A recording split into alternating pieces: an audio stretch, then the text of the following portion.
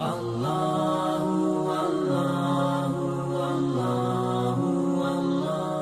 لله رب العالمين والصلاة والسلام على قائد الغر المحجلين نبينا محمد وعلى آله وصحبه أجمعين وبعد.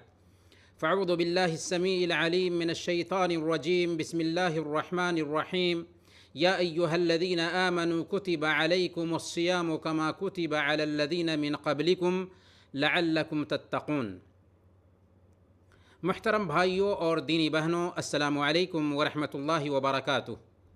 سب سے پہلے ہم آپ تمام تک اپنا نیک جذبہ پہنچانا چاہیں گے کہ ہمیں آپ سب سے اللہ کے لیے محبت ہے، اور اس محبت کے طفیل ہم اللہ رب العالمین سے دعا کرتے ہیں کہ الہ العالمین تو ہم سب کے مسائل حل فرما دے، ہماری آل و اولاد کی حفاظت فرما، اور ہم سب کو کل قیامت کے دن اپنے عرش کا سایہ نصیب فرما، جس دن تیرے سایہ کے علاوہ کوئی اور سایہ نہ ہوگا۔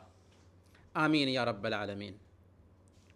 محترم بھائیوں اور بہنوں، چند دنوں کے بعد ہمارے سروں پر نہایت ہی عظیم الشان مہینہ یعنی رمضان المبارک سایہ فگن ہونے والا ہے، جس میں جنت کے 8 دروازے کھول دیے جائیں گے، جہنم کے 7 دروازے بند کر دیے جائیں گے، سرکش شیاطین بھی جکر دیے جائیں گے، قید کر دیے جائیں گے، نیکیوں کے اجر و ثواب میں اضافہ کر دیا جائے گا، جس کی ہر رات اعلان ہوگا، یا باغی الخیر اقبل و یا باغی الشر اقصر، اے بھلائیوں کے چاہنے والے آگے بڑھو، اور اے برائیوں کے طلبگار پیچھے ہٹ جاؤ، اب تو بس کرو۔ جس کی ایک رات 1000 مہینوں سے افضل ہے، جو اس کے خیر سے محروم رہا وہ واقعی محروم انسان ہے۔ روزہ، تلاوت قرآن، صدقات و خیرات، قیام اور دعا و استغفار پر مشتمل نیکیوں کے موسم بہار کی آمد ہے۔ جب ہمارے گھروں میں کسی ہر دل عزیز مہمان کی آمد ہوتی ہے تو ہم کیا کرتے ہیں؟ اپنے گھروں کو سجاتے ہیں، اس کی زینت اور زیبائش کرتے ہیں، چہروں پر خوشیاں مچل رہی ہوتی ہیں، دل باغ باغ ہوتا ہے، اور مہمان کے لیے اپنی آنکھیں فرش راہ کیے ہوتے ہیں۔ کیا ایسا ہوتا ہے یا نہیں؟ اب ہمیں جواب دیجئے کہ رمضان کی آمد پر ہم اپنے دل میں کیا کیفیت پا رہے ہیں، جبکہ چند دن ہی رمضان کو باقی رہ گئے ہیں۔ ہم رمضان کا استقبال کیسے کریں اور کیسے اس عظیم مہینے کی برکتوں کو سمیٹیں، اسی سلسلے میں آج کے اس آن لائن پروگرام میں ہم گفتگو کریں گے۔ محترم بھائیوں اور بہنوں، ہر سال رمضان کا مہینہ آتا ہے اور ایک مہینہ بعد چلا جاتا ہے، لیکن رمضان سے ہم میں سے اکثر لوگ خاطر خواہ طریقے سے فائدہ نہیں اٹھا پاتے۔ ذرا غور کریں، کتنے رمضان ہماری زندگی میں آئے ہوں گے؟ 10 رمضان، 20 رمضان، 40 رمضان، جتنے بھی آئے ہوں، ذرا دل کو ٹٹولیے اور من سے پوچھئے کہ ان پچھلے رمضانوں میں ہماری حالت کیسی رہی، ہماری عبادت کی کیفیت کیسی رہی، ہمارا ایمان کیسا رہا، ہماری اللہ رب العالمین سے نزدیکی کیسی رہی، اور سب سے اہم بات یہ ہے کہ رمضان کے بعد ہمارا تقوی کیسا رہا۔ روزے کی فرضیت کا مقصد تقوی کا حصول تھا نا، لعلکم تتقون، تاکہ تم متقی بن جاؤ، تاکہ تمہارے اندر تقوی آ جائے۔ کیا ہمارے اندر تقوی پیدا ہو سکا؟ مجھے یقین ہے کہ ہماری اکثریت کا جواب کسی صورت میں اطمینان بخش نہیں ہو سکتا۔ بہرکیف پچھلے رمضانوں میں ہماری کیفیت جیسی بھی رہی ہو، آنے والا رمضان کیسا ہونا چاہیے؟ آئیے ہم پختہ عہد کرتے ہیں کہ ہم اس آنے والے رمضان کو اپنی زندگی کا سب سے بہتر رمضان بنائیں گے اور اس رمضان کا خیر و خوبی سے استقبال کریں گے۔ اگر آپ تیار ہیں تو اس کے لیے ہم 10 گزارشات آپ کی خدمت میں پیش کریں گے، صرف 10 گزارشات، دل حاضر کر کے اور کان لگا کر ہماری باتیں سنیں۔ کاغذ اور قلم اگر ہاتھ میں لے لیں اور اہم نکات جو ہوں گے انہیں قلم بند کر لیں تو بہت ہی اچھا رہے گا، تاکہ پابندی سے ان نکات پر عمل کرنے اور انہیں اپنی زندگی میں برتنے کی کوشش کی جائے۔ تو آئیے ہم ان 10 نکات کو جانتے ہیں تاکہ انہیں اپنی عملی زندگی میں جگہ دے سکیں اور تقوی کی صفت خود میں پیدا کر سکیں، جو روزہ کا خلاصہ ہے۔ پہلی گزارش، گناہوں سے سچی توبہ کیجیے۔ اللہ کے حق میں کوتاہی ہوئی ہے تو اس پر نادم اور شرمندہ ہوں، گناہوں کو بالکل چھوڑ دیں اور آئندہ انہیں نہ کرنے کا پختہ عزم کریں۔ ظالم ابھی ہے فرصت توبہ نہ دیر کر، وہ بھی گرا نہیں جو گرا پھر سنبھل گیا۔ نبی رحمت صلی اللہ علیہ وسلم کو دیکھیں، جن کے اگلے پچھلے سارے گناہ معاف کر دیے گئے تھے، اس کے باوجود اللہ کے نبی صلی اللہ علیہ وسلم دن میں 100 مرتبہ توبہ اور استغفار کرتے ہیں، جبکہ ہم تو گناہوں میں سر سے پیر تک ڈوبے ہوئے ہیں۔ ہمیں کس قدر توبہ اور استغفار کرنے کی ضرورت ہے، اس کا اندازہ ہم خود لگا سکتے ہیں۔ اگر بندوں کے حقوق میں کوتاہی ہوئی ہے تو رمضان کے آنے سے پہلے ان حقوق کا تصفیہ کر لیں۔ کسی کا حق مارا ہے تو اسے چکا دیں۔ دلوں میں کسی طرح کی کدورت ہے، کینہ کپٹ ہے، بغض ہے، حسد ہے، جلن ہے تو صلح اور صفائی کر لیں اور اپنے بھائیوں کے تئیں دل کو بالکل پاک صاف کر لیں۔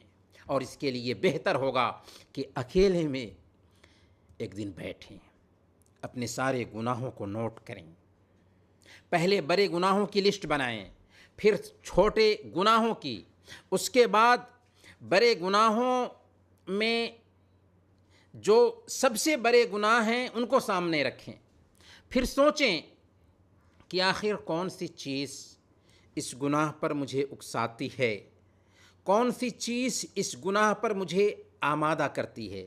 بیکاری، اکیلے میں بیٹھنا، من کی چاہت، دوستوں کی صحبت یا شیطانی وساوس۔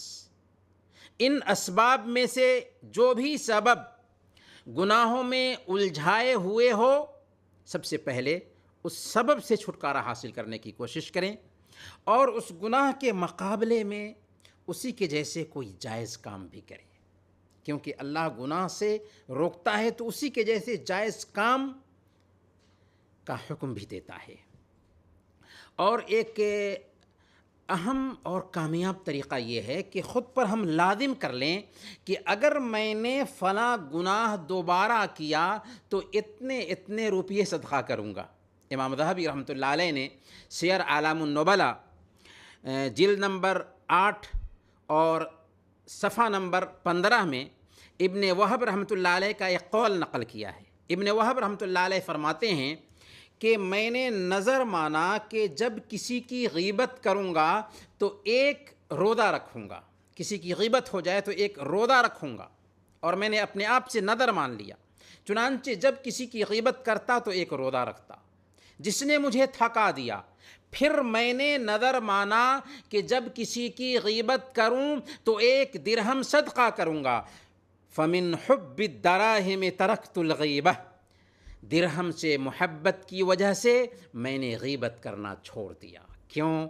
اس لیے کہ پیسوں سے ہر انسان کو محبت ہوتی ہے، اس لیے اپنے اوپر لازم کر لینے سے آسانی کے ساتھ ہم برائی سے چھٹکارا پا سکتے ہیں، برت کر دیکھیے۔ یہ پہلی گزارش رہی۔ دوسری گزارش، اللہ تعالیٰ سے دعا کریں کہ وہ ہمیں رمضان کا مہینہ نصیب فرمائے اور اس میں قیام کرنے اور روزہ رکھنے کی توفیق عطا فرمائے۔ اللہ والے 6 مہینہ پہلے سے رمضان کو پانے کی دعا کرتے تھے۔ مشہور تابعی معلّہ بن فضل رحمۃ اللہ علیہ بیان کرتے ہیں کہ صحابہ 6 مہینہ پہلے سے یہ دعا کرتے تھے کہ اے اللہ ہمیں رمضان کی سعادت نصیب فرما۔ پھر جب رمضان کے بعد نیکیاں کر لیتے تو 5 مہینہ تک یہ دعا کرتے کہ اے اللہ تو نے ہمیں جن نیکیوں کی توفیق عطا فرمائی ہے انہیں قبول بھی فرما لے۔ وہ 6 مہینہ پہلے سے رمضان کو پانے کی دعا کریں، اور ہم ہیں کہ رمضان آنے کو ہے لیکن اس کے استقبال کے لیے تیار نہیں۔ ایسا نہیں ہونا چاہیے۔ کیا خبر کہ آنے والا رمضان ہماری زندگی کا آخری رمضان ہو۔ اس مہینہ کو پا لینا اور اس میں عبادت کی توفیق حاصل کر لینا بہت بڑی نعمت ہے۔ سنیے، یہ حدیث مسند احمد کی روایت ہے اور علامہ البانی رحمۃ اللہ علیہ نے اس حدیث کو صحیح کہا ہے۔ عہد نبوی میں بنو قضاعہ کے 2 آدمیوں نے ایک ہی ساتھ اسلام قبول کیا۔ ان میں سے ایک نے شہادت پائی اور دوسرے نے 1 سال کے بعد وفات پائی۔ حضرت طلحہ بن عبید اللہ رضی اللہ تعالیٰ عنہ صحابی رسول ہیں۔ اخیر میں وفات پانے والے کو خواب میں دیکھتے ہیں کہ وہ اپنے ساتھی سے پہلے جنت میں داخل ہو چکے ہیں۔ یہ منظر دیکھ کر ان کو بہت تعجب ہوا۔ انہوں نے لوگوں کو بتایا تو لوگوں کو بھی تعجب ہوا۔ جب اللہ کے نبی صلی اللہ علیہ وسلم کے سامنے اس کا ذکر کیا گیا تو آپ نے فرمایا کہ ای ذالک تعجبون، تمہیں تعجب کس بات پر ہو رہا ہے؟ الیس قد مکث ھذا بعدہ سنۃ، کیا ایسا نہیں ہے کہ وہ اس کے بعد 1 سال تک زندہ رہا؟ لوگوں نے کہا ہاں بالکل۔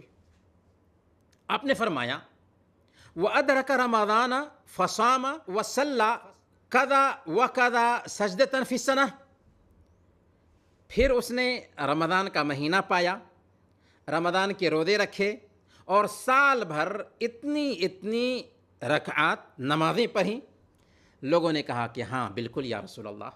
تب آپ صلی اللہ علیہ وسلم نے فرمایا فَمَا بَيْنَهُمَا أَبْعَدْ مِمَّا بَيْنَ السَّمَاءِ وَالْأَرْضِ، ان دونوں کے بیچ آسمان اور زمین کا فرق پایا جاتا ہے۔ ان دونوں کے بیچ آسمان اور زمین کا فرق پایا جاتا ہے۔ سبحان اللہ۔ اسلام میں شہادت کا اعلیٰ مقام اور مرتبہ ہونے کے باوجود صحابی اپنے شہید ساتھی پر صرف اس وجہ سے فوقیت لے جاتے ہیں کہ انہیں مزید 1 سال کی مہلت ملی تھی، 1 سال کی زندگی ملی تھی جس میں رمضان آیا، اس کے روزے رکھے، شب قدر پایا، اس میں قیام کیا اور سال بھر نمازیں پڑھتے رہے۔ اس لیے یہ رمضان ہمارے لیے غنیمت ہے۔ کتنے لوگ اس سال رمضان سے پہلے وفات پا چکے۔ اللہ تعالیٰ نے اگر ہمیں زندگی بخشی ہے تو ان ایام کے برکات سے اپنے آپ کو محروم نہ رکھیں۔ کیا خبر کہ آنے والا رمضان ہماری زندگی کا آخری رمضان ثابت ہو۔ اس لیے آنے والے مہینے کا خیر و خوبی سے استقبال کریں۔ ہمارے اوپر طلوع ہونے والا رمضان خیر و برکت کا چاند ثابت ہو۔ ہمارے اوپر طلوع ہونے والا جو چاند ہو وہ خیر و برکت کا چاند ثابت ہو۔ اسے دیکھ کر ہمارا دل شوق سے امڑ آئے اور ہماری زبان گویا ہو اللہم اہلہ علینا بالامن والایمان والسلامت والاسلام ربی وربک اللہ۔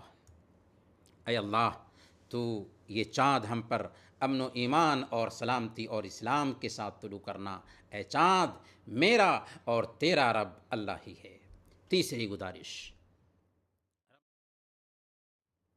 رمضان سے مشغول کرنے والے جو بھی کام ہو سکتے ہوں رمضان کے آنے سے پہلے ان سے نمٹ لیں، ان کو ختم کر لیں، ان سے نمٹ سکتے ہوں تو نمٹ لیں۔ رمضان میں مارکیٹنگ کرنے سے ہمارا دل تنگی کا شکار ہونے لگتا ہے اور ہم بہت سارے خیر سے اپنے آپ کو محروم کر لیتے ہیں۔ اور ویسے بھی ابھی ہم کرونا کے دنوں سے گزر رہے ہیں، ہمیں ادھر ادھر بھٹکنے کی بجائے گھر پر ٹھہرنا چاہیے، بھیڑ بھاڑ اکٹھا کرنے سے بچنا چاہیے۔ اس لیے رمضان اور عید کی ضروریات کی چیزیں اگر رمضان سے پہلے خرید لیں تو پورے طور پر فارغ ہو کر رمضان سے بہتر طریقے سے فائدہ اٹھا سکتے ہیں اور رمضان کی برکتوں کو سمیٹ سکتے ہیں۔ جن کاموں کو پہلے کیا جا سکتا ہو کر لیں، اور جن کاموں کو رمضان کے بعد تک ٹالنا ممکن ہو سکتا ہو ٹال دیں۔ چوتھی گزارش، اپنے عقیدہ کی اصلاح پر دھیان دیں اور ایمان میں تازگی لائیں۔ کیوں؟ اس لیے کہ عقیدہ ہی بیس ہے، عقیدہ ہی بنیاد ہے۔ عقیدہ میں خرابی آئی تو سارے اعمال اکارت ہوں گے، اور نمازوں اور روزوں کے اہتمام کے باوجود وہ نمازیں اور وہ روزے ہمارے چہرے پر مار دی جائیں گی۔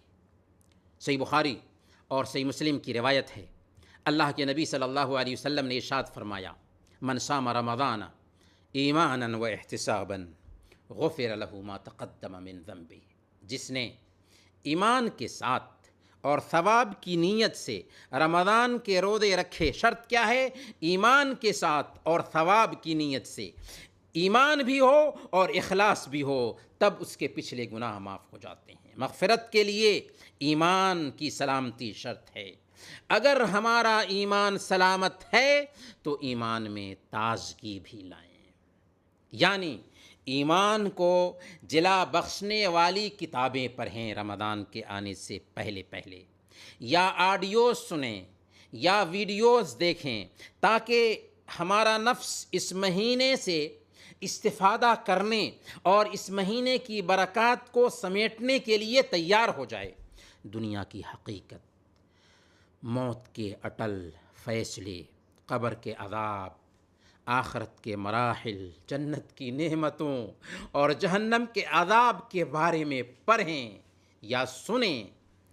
کرونا وائرس کو دیکھیے کہ یہ تو بہترین سبق ہے ہم سب کے لیے کہ چلتا پھرتا انسان اچانک بیمار ہوتا ہے اور چند ہی دنوں میں دنیا سے گزر جاتا ہے۔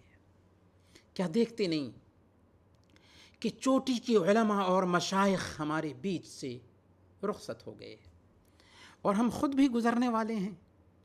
یہ احساس ہر وقت ہمارے ذہن میں طاری رہنا چاہیے، اور اگر ممکن ہو سکتا ہو تو قبرستان کی زیارت بھی کریں اور اپنے آخری انجام کے بارے میں ہمیشہ فکر مند رہیں۔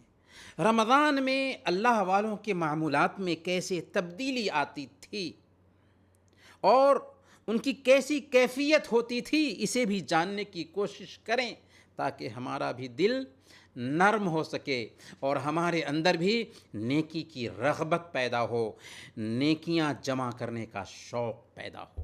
پانچویں گزارش، رمضان اور روزے کے فضائل، مسائل اور احکام کی جانکاری حاصل کریں۔ رمضان اور روزے کے فضائل کو جانیں۔ اگر ہمیں رمضان کی اہمیت معلوم نہ ہوگی، روزوں کی اہمیت معلوم نہ ہوگی، تو ہم اس ماہ مبارک سے واقعی صحیح معنوں میں فائدہ نہیں اٹھا پائیں گے، کیونکہ ایک انسان جہالت میں ہوتا ہے تو بہت سارے خیر سے اپنے آپ کو محروم کر لیتا ہے۔ اسی طریقے سے رمضان اور روزے کے احکام اور مسائل کی بھی جانکاری حاصل کریں۔ مستند آڈیوز سن کر، ویڈیوز دیکھ کر، مستند کتابیں پڑھ کر، آتھینٹک کتابیں پڑھ کر، ایسی مجلسوں میں شریک ہو کر جہاں روزے کے احکام اور مسائل کے بارے میں فقہی دروس کا اہتمام کیا گیا ہو، اسی طریقے سے اگر ہو سکتا ہے تو اجتماعی شکل میں گھر میں بیٹھ کر اپنے گھر کے افراد کے ساتھ کتابیں پڑھیں، کیسٹ سننے کا اہتمام کریں، ابھی سے یہ کام شروع کریں تاکہ حقیقی معنوں میں ہمیں روزہ اور رمضان کے احکام اور مسائل معلوم ہو جائیں اور دینی بصیرت کے ساتھ ہم رمضان کا استقبال کر سکیں۔ چھٹی گزارش، رمضان سے فائدہ اٹھانے کے لیے منصوبہ بندی اور پلاننگ کریں۔ پلاننگ ضروری ہے اگر ہم واقعی رمضان سے فائدہ اٹھانا چاہتے ہوں تو۔ رمضان میں مختلف نیک اعمال کی انجام دہی کی نیت کریں۔ کئی مرتبہ قرآن کریم ختم کرنے کی نیت ہو، شب بیداری کی نیت ہو، سچی توبہ کی نیت ہو، اخلاق و کردار کو سنوارنے کی نیت ہو، دین کے لیے کام کرنے کی نیت ہو، صدقات و خیرات کی نیت ہو، اور ان نیتوں کو عملی جامہ پہنانے کے لیے، پریکٹیکل لائف میں جگہ دینے کے لیے باضابطہ پلاننگ کریں۔ 24 گھنٹے کے لیے ایک چارٹ بنائیں، اور چارٹ ایسا ہو کہ اس چارٹ کو اپنے پریکٹیکل لائف میں برتنا آسان ہو جائے۔ مثال کے طور پر ایک چارٹ دیکھیے، سب سے پہلے نمبر پر اس چارٹ میں یا اس لسٹ میں آپ شامل کریں کہ ہم سحری سے پہلے جگیں گے، پھر اس وقت میں وضو کریں گے، جس قدر میسر ہو نمازیں پڑھیں گے اور دعا کریں گے، کیونکہ یہ وقت دعاؤں کی قبولیت کا وقت ہے۔ دوسرے نمبر پر اپنے لسٹ میں شامل کریں کہ 5 وقت کی فرض نمازوں کی وقت پر پابندی کریں گے۔ اللہ تعالیٰ نے فرمایا ان الصلاۃ کانت علی المؤمنین کتابا موقوتا، نماز مومنوں پر وقت کی پابندی کے ساتھ فرض ہے، اس لیے سونے میں ہماری نمازیں بے وقت نہیں ہونی چاہیے۔ اس کے لیے پلاننگ کی ضرورت ہے۔ پھر نمازوں کے بعد کے اذکار کا اہتمام کریں، نماز سے پہلے اور بعد کی سنتوں کی پابندی کریں، نماز وتر کی پابندی کریں، اور روزانہ دعا کا اہتمام کریں کہ یہ مہینہ ہی مانگنے کا مہینہ ہے۔ اس کی ہر رات میں انسانوں کی گردنیں آزاد ہوتی ہیں۔ اپنے لسٹ میں شامل کریں کہ پورے رمضان نماز تراویح کا اہتمام کریں گے۔ اپنے لسٹ میں شامل کریں کہ ہم اپنے رشتہ داروں اور غربا اور مساکین کا خیال کریں گے، فون پر اپنے رشتہ داروں کی خبر لیں گے، ان کی ضرورت ہے تو ان کی ضرورت پوری کریں گے، چاہے مادی ضرورت ہو یا مانوی ضرورت ہو۔ آپ سے جس حد تک ہو سکتا ہو صدقات و خیرات کریں، کیونکہ یہ مہینہ ہمدردی کا مہینہ ہے، غمخواری کا مہینہ ہے، جبکہ آج ہم دیکھتے ہیں کہ غریبوں کی ضرورتیں بھی زیادہ ہوتی جا رہی ہیں۔ اس لیے ہم رمضان میں سخاوت اور دریا دلی سے کام لیں اور غریبوں کی مدد کرنا اپنے چارٹ میں شامل کریں۔ اپنے لسٹ میں شامل کریں کہ ہم روزانہ روزے داروں کو افطار کرائیں گے۔ اگر آپ سے ممکن ہو سکتا ہو تو روزے داروں کو افطار کرائیں، اور اگر افطار کا سامان رمضان سے پہلے مستحقین تک پہنچا دیں تو اور بھی بہتر، کیونکہ وہ رمضان کے لیے تیاری کر سکیں گے۔ اور اللہ کے نبی صلی اللہ علیہ وسلم کا فرمان ہے کہ جو کوئی ایک روزے دار کو افطار کراتا ہے اس کو روزہ رکھنے والے کے جیسے ثواب ملتا ہے، اور روزے دار کے روزے میں کوئی کمی نہیں کی جاتی۔ اپنے لسٹ میں یہ شامل کریں کہ ہم رمضان کے ایک ایک لمحہ سے فائدہ اٹھائیں گے۔ سونے کا وقت طے کریں، اور جتنا طے کریں اتنا ہی سوئیں۔ کچھ وقت نکال کر ڈیلی اسلامی کیسٹ سنیں، ویڈیوز دیکھیں، دینی کتابوں کا مطالعہ کریں، سوشل میڈیا کے ذریعہ دعوت کے کام میں شرکت کریں۔ یہ ضروری نہیں ہے کہ آپ لیکچر دیں، لیکن قرآنی آیات، احادیث نبویہ، آتھینٹک ویڈیوز اور آڈیوز تو ضرور شیئر کر سکتے ہیں نا، اس لیے کیجیے، اور اس بات کے فکر مند بنیے کہ کم سے کم ایک آدمی کو بھی رمضان میں میرے ذریعہ ہدایت مل جائے۔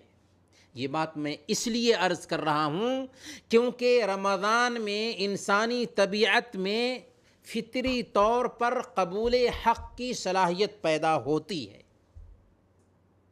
اپنے لسٹ میں یہ شامل کیجئے کہ ہم رمضان کے آخری عشرے میں پوری یکسوئی کے ساتھ شب قدر کو تلاش کریں گے، اور ان 10 دنوں میں انسانوں سے کٹ کر خوب عبادت کریں گے، گر گرائیں گے، روئیں گے، دعائیں کریں گے اور زکوٰۃ الفطر کی ادائیگی کریں گے۔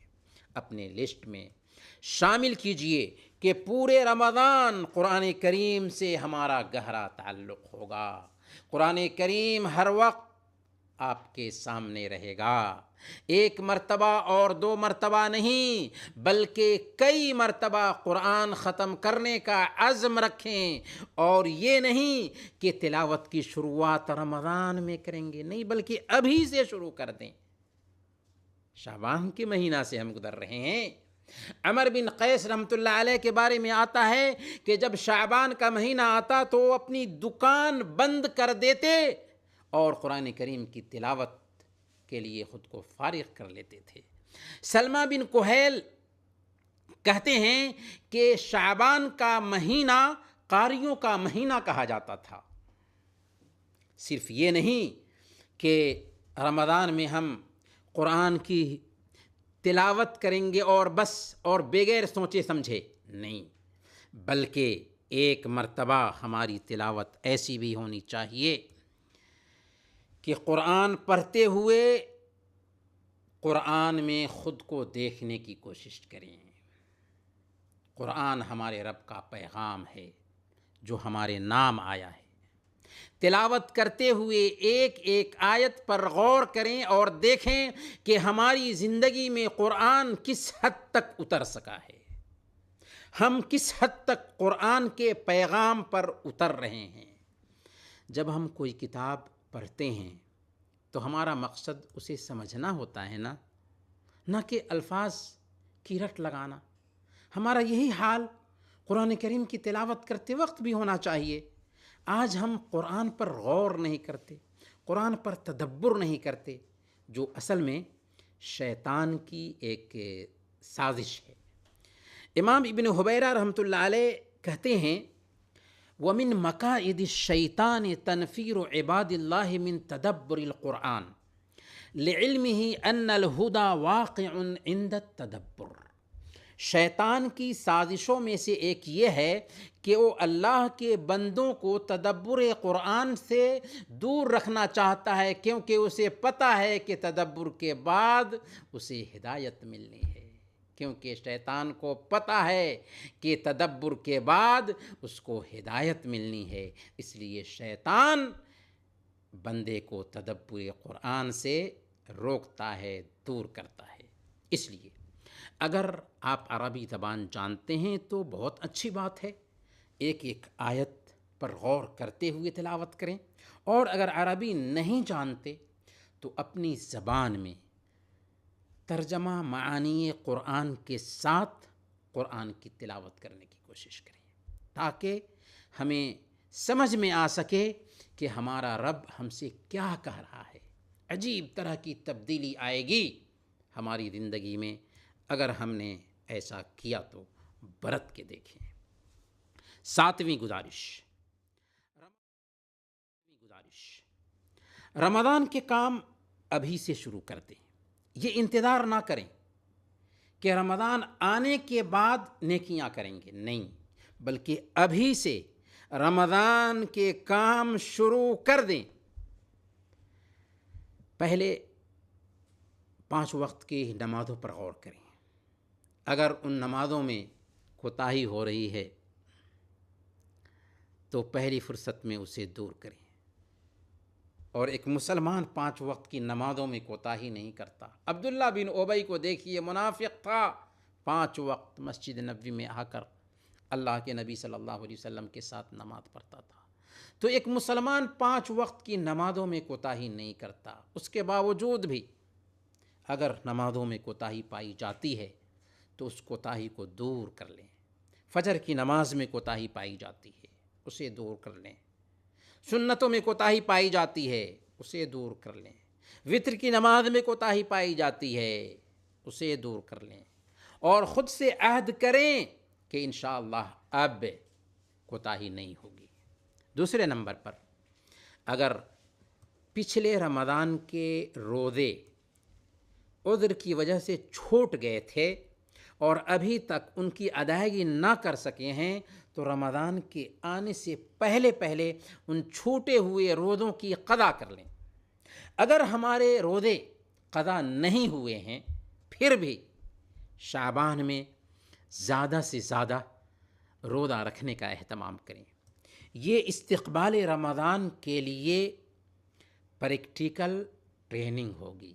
ذرا اپنے نبی کو دیکھیں کہ آپ صلی اللہ علیہ وسلم شعبان کے اکثر دنوں کو روزوں سے آباد کرتے تھے، اور سنن نسائی کی روایت کے مطابق حضرت اسامہ بن زید رضی اللہ تعالی عنہ نے جب اللہ کے نبی صلی اللہ علیہ وسلم کو شعبان کے مہینے میں کثرت سے روزے رکھتے ہوئے دیکھا تو پوچھ دیا تھا کہ یا رسول اللہ، آخر کیا وجہ ہے کہ آپ شعبان میں اتنی کثرت سے روزے رکھتے ہیں؟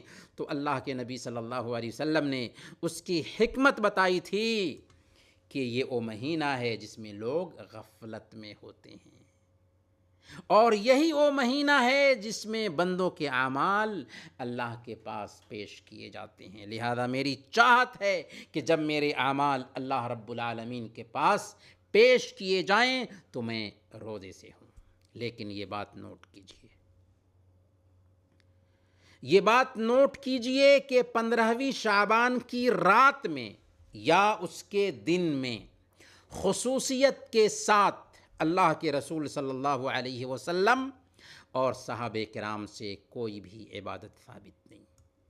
شعبان میں زیادہ سے زیادہ روزے رکھیں، لیکن خاص طور پر 15ویں شعبان کا اہتمام کرنا اور اسے شب برات نام دینا اللہ کہ نبی صلی اللہ علیہ وسلم اور صحابہ کرام سے اس رات میں کچھ بھی ثابت نہیں۔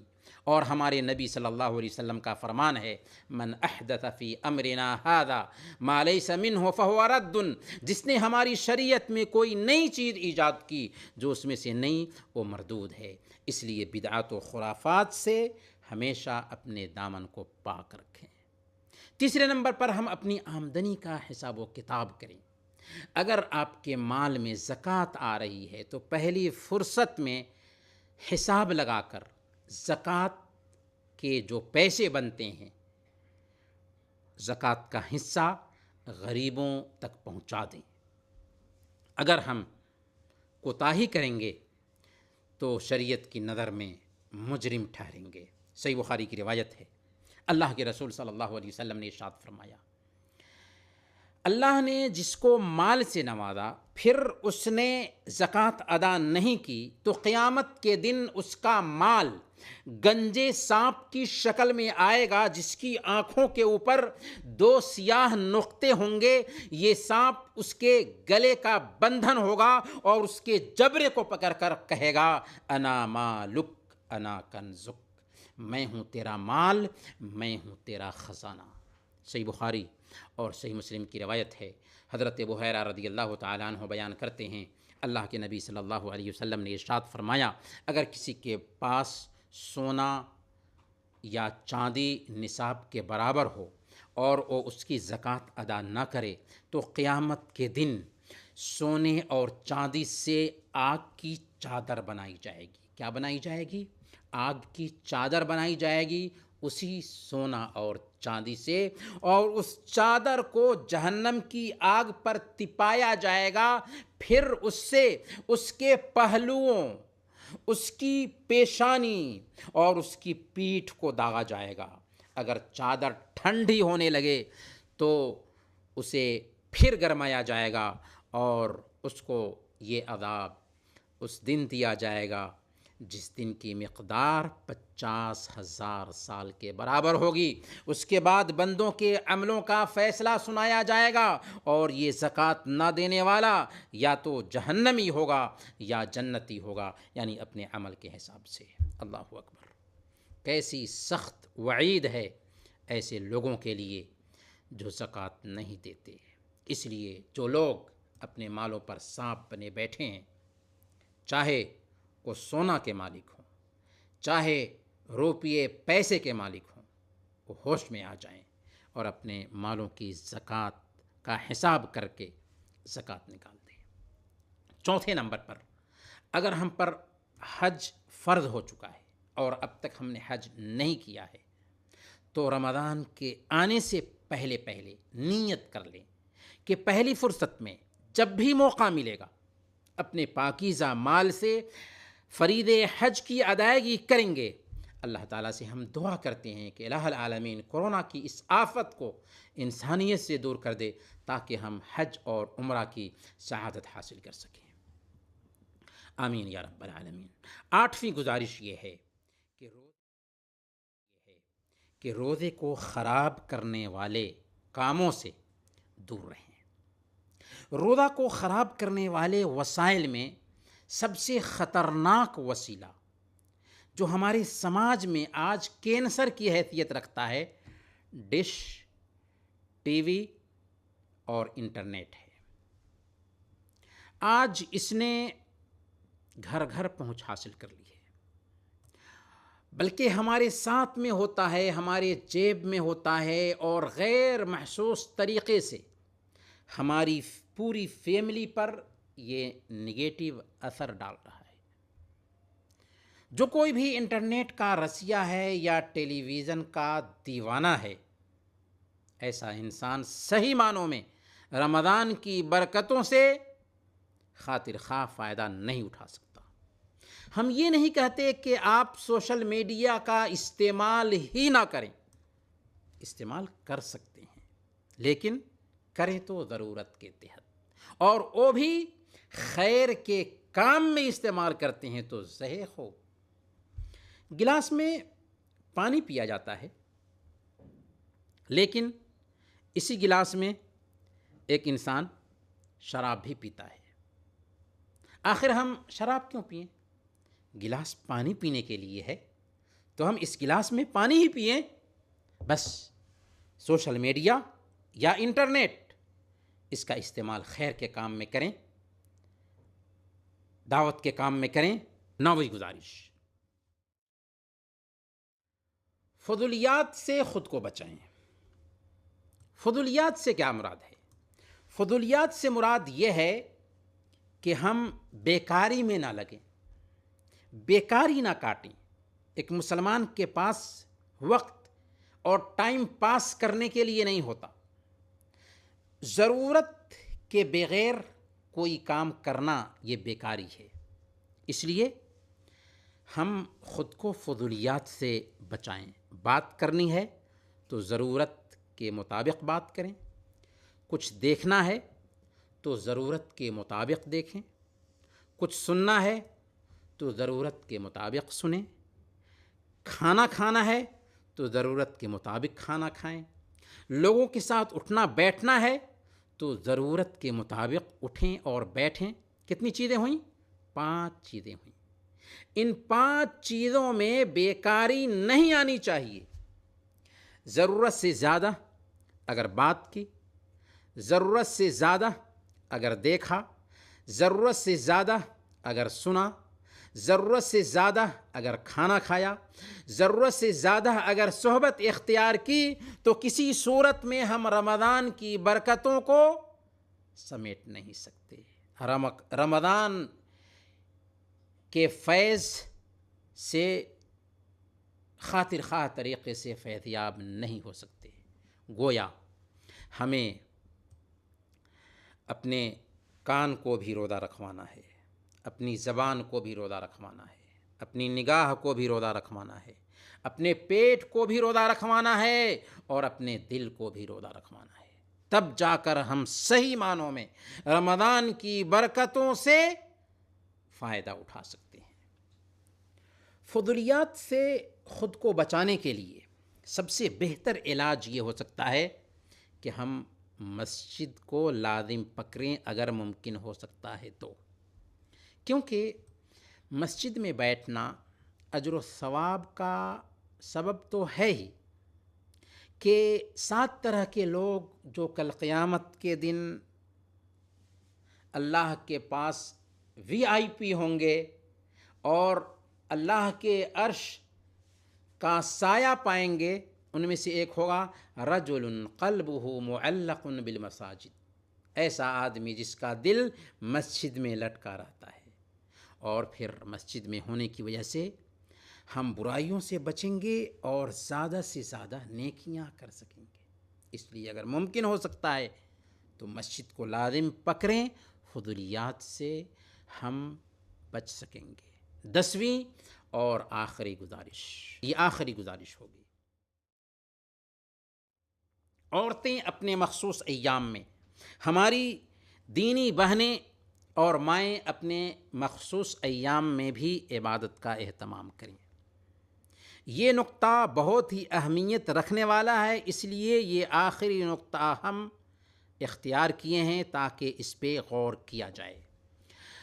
عورتیں رمضان میں اپنا زیادہ تر وقت کھانا بنانے اور مختلف قسم کے پکوان تیار کرنے میں صرف کر دیتی ہیں۔ ہم یہ نہیں کہتے کہ اس میں ان کو ثواب نہیں ملے گا، اگر نیت اچھی ہے تو اس میں بھی ان کو ثواب ملے گا، جبکہ اگر پلاننگ کی ہوتی تو اس وقت کو بھی نیکی کے کام میں لگا سکتی تھیں۔ عورتیں اس حالت میں بھی ذکر کا اہتمام کر سکتی ہیں، کھانا بناتے ہوئے ذکر کا اہتمام کر سکتی ہیں، قرآن کی تلاوت کر سکتی ہیں، اور جیسا کہ ہم نے کہا کہ اگر نیت اچھی ہو تو اس میں ان کو ثواب بھی ملے گا۔ اسی طریقے سے کچھ بہنیں ایسی ہوتی ہیں جو اپنے خاص ایام میں، جس میں ان کو نماز نہیں پڑھنا ہوتا ہے، روزے نہیں رکھنے ہوتے ہیں، کسی طرح کی عبادت کا کام ہی نہیں کرتی۔ حالانکہ یہ بہت بڑی غلط فہمی ہے۔ ٹھیک ہے، وہ نماز نہیں پڑھ سکتی اور روزے نہیں رکھ سکتی، لیکن اس بات سے کس نے روکا ہے کہ وہ ذکر نہ کریں؟ اس بات سے کس نے روکا ہے کہ وہ توبہ اور استغفار نہ کریں؟ اس بات سے کس نے روکا ہے کہ وہ تلاوت قرآن نہ سنیں؟ وہ قرآن کی تلاوت اپنے مخصوص ایام میں بھی سن سکتی ہیں۔ اس بات سے کس نے روکا ہے کہ وہ دعا نہ کریں؟ خاص کر رات کے تیسرے پہر میں ایک عورت کو چاہیے کہ ان مخصوص ایام میں بھی جاگ کر اللہ کا ذکر کرے، توبہ اور استغفار کرے، اپنے لیے، اپنے والدین کے لیے، اپنے شوہر کے لیے، اپنے بچوں کے لیے اور عام مسلمانوں کے لیے زیادہ سے زیادہ دعائیں کرے۔ محترم بھائیوں اور بہنوں، تلک عشرۃ کاملہ، یہ کل 10 گزارشات تھیں جنہیں ہم نے آپ کی خدمت میں پیش کی ہیں۔ اگر ہم نے ان گزارشات پر دھیان دیا اور پورے عزم کے ساتھ، حوصلہ کے ساتھ، پختہ یقین کے ساتھ اپنے پریکٹیکل لائف میں ان پوائنٹس کو جگہ دی تو آنے والا رمضان پچھلے سارے رمضانوں سے بہتر رمضان ثابت ہوگا۔ آئیے ان گزارشات پر ایک ہلکی سی نظر ڈال لیتے ہیں۔ پہلی گزارش، توبہ اور استغفار کریں، گناہوں سے سچی توبہ کریں۔ دوسری گزارش، اللہ تعالیٰ سے دعا کریں کہ اے اللہ ہمیں رمضان کا مہینہ نصیب فرما اور اس میں قیام کرنے اور روزہ رکھنے کی توفیق عطا فرما۔ تیسری گزارش، رمضان سے مشغول کرنے والے جو کام بھی ہیں، رمضان سے پہلے اگر ان سے نمٹ سکتے ہوں تو نمٹ لیں۔ چوتھی گزارش، اپنے عقیدہ کی اصلاح پر دھیان دیں، کیونکہ عقیدہ ہی بنیاد ہے، اور ایمان میں تازگی لائیں تاکہ ہم صحیح معنوں میں رمضان کی برکتوں کو سمیٹ سکیں۔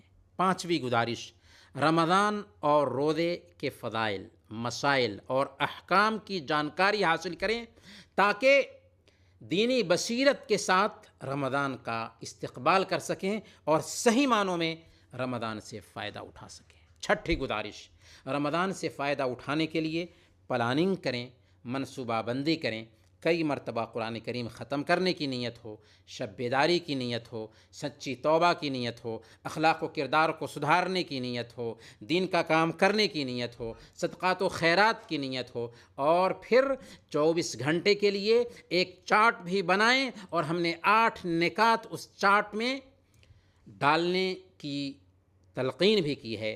اور 7ویں نمبر پر رمضان کے کام ابھی سے شروع کر دیں۔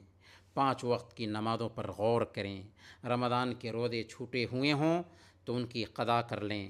مال میں زکوٰۃ آ رہی ہے تو حساب کر کے مال کی زکوٰۃ نکال دیں۔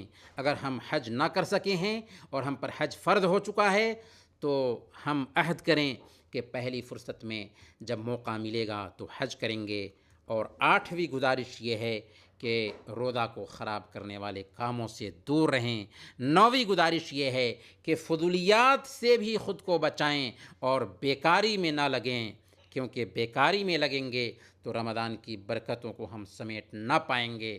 اور 10ویں اور آخری گزارش یہ ہے کہ خواتین اپنے مخصوص ایام میں بھی خود کو خیر سے محروم نہ رکھیں اور اپنے اوقات کو عبادت میں گزاریں۔ اخیر میں ہم دعا کرتے ہیں کہ الہ العالمین تو ہمیں رمضان کے ایک ایک لمحہ سے فائدہ اٹھانے کی توفیق عطا فرما، ہمارے لیے آنے والے رمضان کو زندگی کا سب سے بہتر رمضان بنا دے، اور کورونا وائرس جیسی وبا سے ہم سب کو نجات عطا فرما، آمین۔ وصلی اللہ علی نبینا محمد وعلی آلہ وصحبہ اجمعین۔